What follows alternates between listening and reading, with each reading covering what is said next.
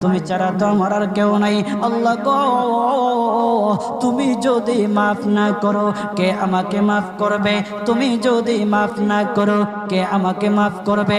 তুমি যদি আমাকে মাফ করো তাহলে তোমার কোনো দিকে কমবে না, তুমি যদি আমাকে মাফ না করো তোমার কোনো দিকে বাড়বে না।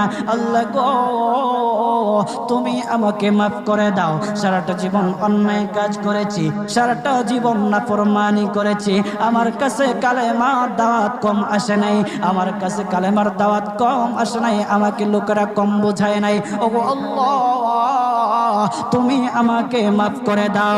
মাফ না করলে কোথায় যাব, কার কাছে যাব?